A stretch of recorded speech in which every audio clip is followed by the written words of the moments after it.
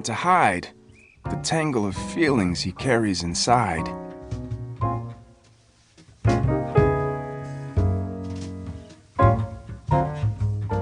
At first, it goes well, since his teacher is new and a bit overwhelmed by the hullabaloo.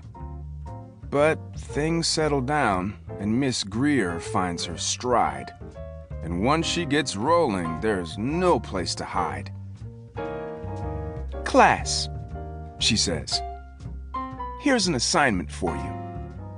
Write me a story. Write something true."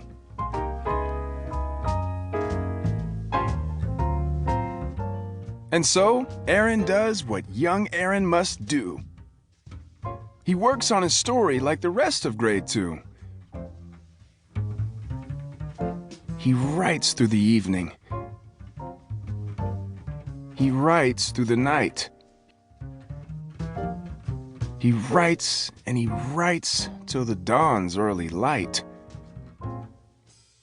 Then he drags off to school with his shoes filled with lead, and his stomach in knots, and a pain in his head.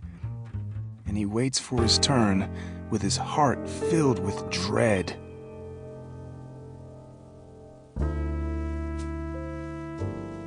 Miss Greer calls his name, and Aaron D. stands and unfolds the sheet in his trembling hands. And he reads. Well, he tries. But it's so hard to start, with 33 eyes peering into his heart. So, he stares at his shoes and his sunflower socks.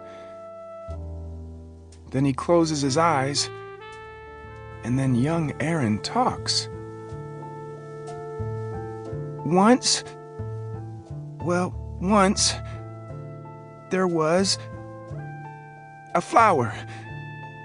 No, wait, I know.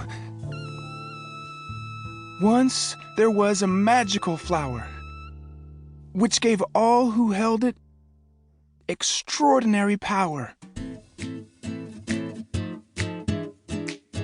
And so begins the most perfect of tales, of an imperfect hero whose courage fails.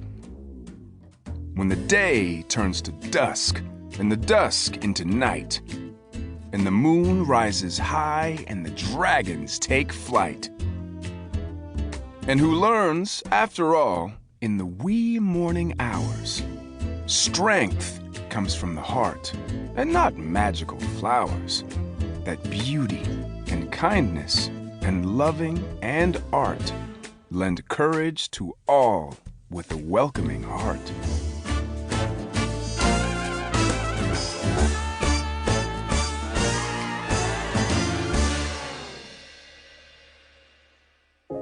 And when the quest ends and the sweet flower dies, the students all gasp and Miss Lila Greer cries.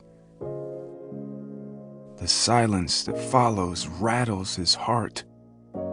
He tries to say something, but where could he start? He turns in a paper with no words at all, then blinks back a tear and escapes to the hall, where Miss Lila finds him by the slate-colored wall. Time stops for them both, teacher and boy. His heart fills with anguish. And hers?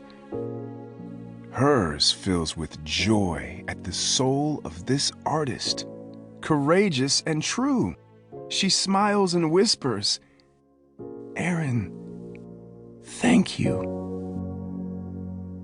When she leaves, Aaron stands there a very long while.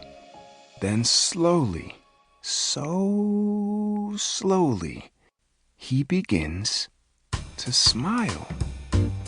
And he feels like he does with those books in the swing, as a new hope inside starts to make his heart sing.